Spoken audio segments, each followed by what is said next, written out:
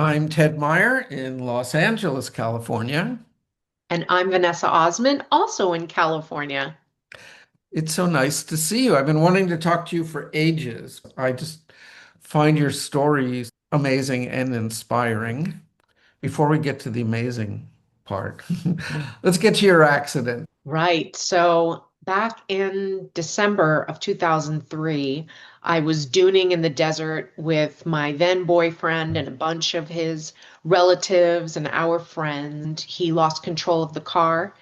It rolled several times. When I opened my eyes, that truck was on top of my body. But I had this very calm presence. And they said the first thing I said was, when you get a chance, could you please move this car off of my legs? The logical comment. Yeah, and I felt heavy and I almost felt like I was being swallowed in the sand, but I did not know that I was paralyzed at that moment. Um, Unfortunately, in my case, I didn't have a quick rescue, so I had to stay alive for the next hour and 15 minutes. Soon I realized that something was gravely wrong. I felt like I was exiting reality.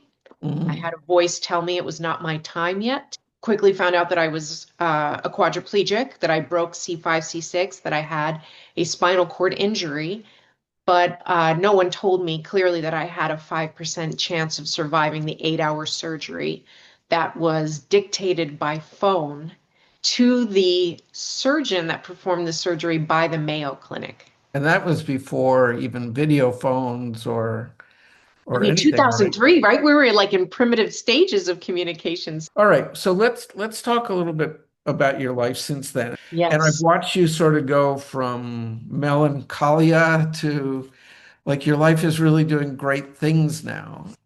I think you're the perfect person to talk about sort of how you deal emotionally with a loss of movement and this and how you put a life back together.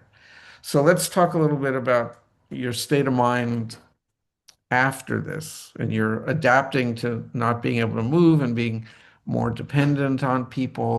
Well, first off, thank you for noticing and thank you for acknowledging because we need our friends and connections to sometimes remind us of where we were so we can see how far we've come. So I really, really appreciate that. Definitely, my boyfriend passed away. So that really broke me in a way almost more than the injury itself, because I thought that I was going to get better, that I was going to walk, that I was going to triumph. And clearly that did not happen for me. But what it did to my family, what it did to my friends, how it took away my home in the desert of Dubai and forced me to now live in rehab for 7 months in New Jersey at Kessler, really just uprooted my entire life. And so quickly, the catastrophic trauma really set in. It's even hard for me to accept the reality of that sometimes. So there was the depression, there was the denial, a lot of anger, and a lot of resistance to even taking the help that was offered me initially. So I was really, I vacillated between the happiness and sort of wanting to be present, and then the fantasy retreat world where, it was a way to stave off the pain and the reality of, now I'm an anxious, depressed individual with this. What kind of life is this? I don't even know if I looked at it as a new life, but a new reality. And can I accept what's here? I think of me at that age that you were at and how important a relationship was to me back then. And like the fact that you lost your boyfriend and then had to go through this without him. I would argue that I was also quite codependent in that way as well. And it felt like, wow, my ace, my partner is gone. What happens to that chapter of my life? And now all you want me to do is just focus on this physical rehabilitation. You kind of really sank down before you came up. So let's quickly go over that and then talk about the point where you realized I've got to put my life back together. I did lose myself for quite some time. I did succumb to what I would call the darkness and not feeling like life was worth living. And like this, people can't possibly see the truth of what I now look like and who I am. So I really kept myself hidden from the world. I wouldn't participate in social outings. I wouldn't let people take pictures of me. And if they did, they certainly weren't allowed to post them. And then it got to the stage where if they were posting them, they better crop them. I surely can't let people see that I'm now a quadriplegic because I can't even accept it myself. Now you have what feels like free reign and good reason to be taking pain pills, opiates. Yeah. And it almost becomes an excuse. You're in chronic pain, or, you're dealing with not only the physical pain, but the emotional pain. Surely somebody's going to put some Percocet in my mouth. And Hmm. you're not going to question how many or how often I take them. So that also set me off on a dark road. I never thought to question, what am I being prescribed? What are you getting from the Percocet that landed up becoming addictive?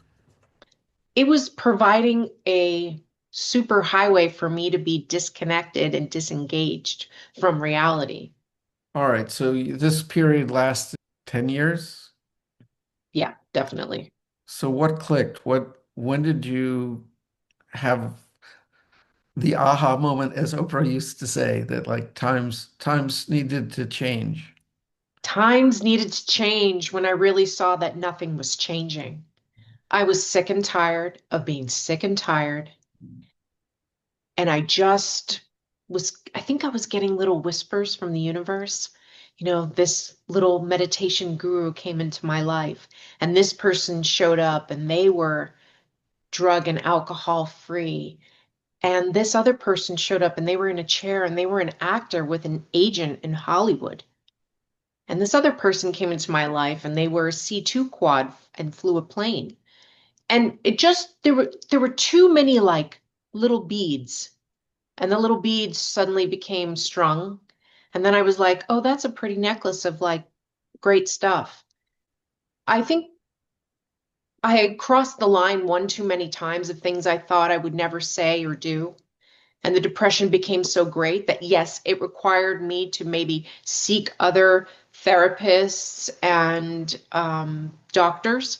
So there was a change in that respect. But what changed the mindset was really being introduced to people that had overcome great challenges, people who were focused on health and wellness, people who were experiencing successes and triumphs in their life when the odds were low. And I think I just started to see myself again because I was able to have myself show up because the volume of the drugs and the darkness was dialed down. And taking my first voiceover class, because for me, there were years and years where people said you have a great voice. But what good is that if you are not willing to start at the bottom and be humbled and start training? So I think it took one class and I was like, this is where I belong. These people you met, were they through support groups or was it oh, I have a friend that's also in a wheelchair, you should meet each other kind of thing, which I'm sure you got all the time? All the time. Yeah. You guys would have so much in common. We're still individuals just because we have a chair. So my ears probably shut off when I heard that sentiment. But no, some people were in chairs, some people were not. But they were introduced at the right time, maybe by the right person with the right sentence, and everything just lined up. But yes, the support groups were a saving grace for me. I was feeling desperate. I was feeling miserable, and that's what brought me to the desperation. And then therein lies the gifts. And the gifts were seeing the people in the groups, some fascinating, incredible people that were able to come back, and show people what was possible. You just got back from a big trip in Dubai, and you are now positioning yourself as a disability advocate, focusing on travel.